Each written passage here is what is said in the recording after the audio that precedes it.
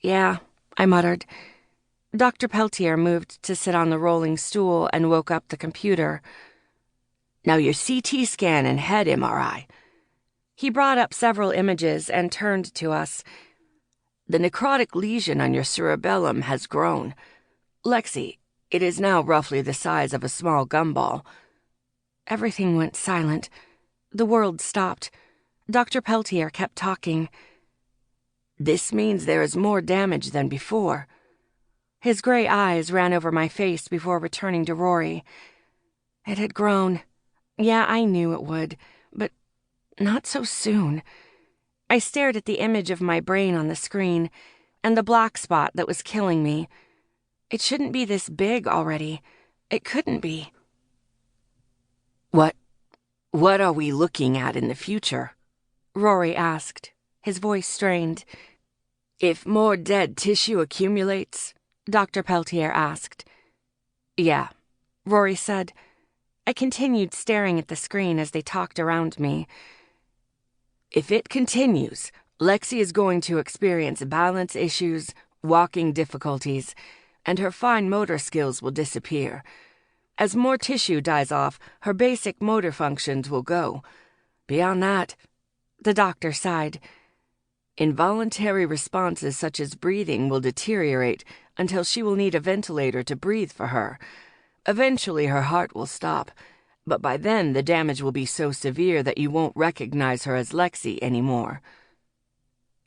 So, if the damage stops? Rory asked. It depends on what stage Lexie is in when it stops. Peltier hedged. We need to make some decisions about treatment.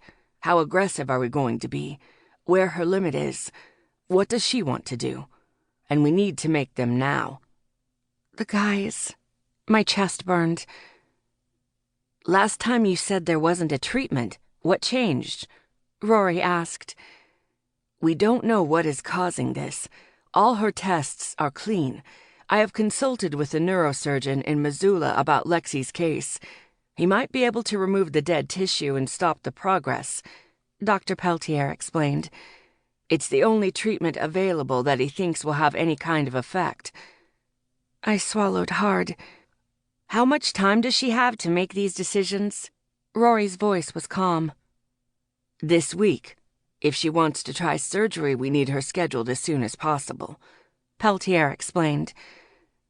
No, this was not happening. My pulse pounded in my ears. I started to shake my head. There's got to be a mistake, Doc. I feel fine. Dr. Peltier's gaze met mine. There isn't. He moved to the side of the screen showing my MRI results. He pointed at the dot. You can see for yourself. The lesion of necrotic tissue has grown. Then they made a mistake at the hospital. I tried again.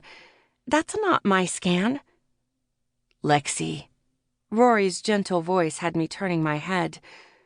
No, I snapped, as I shoved off the table and stormed out of the room and then out of the office. This was not happening. It was not. Things were good for the first time in my life. I haven't been miserable. I paced in the parking lot. It couldn't be happening so fucking soon. No way. I had more time. Rory came out of the building with several pamphlets. I stopped and crossed my arms over my chest. Lexie, he said, his voice gentle. There was no mistake. There has to be, I insisted, my voice shaking. I looked around, desperate to get away. Let's go home. I swallowed hard. I gotta finish Miles's birthday present. I turned away and got into the truck without another word. Rory didn't say anything when he got into the truck and started for home. The drive was silent.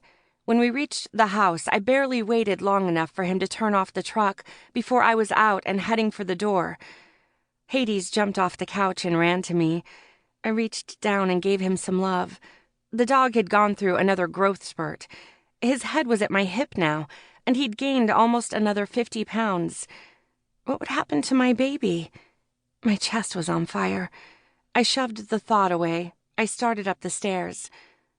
Lexie. Rory's voice was strained.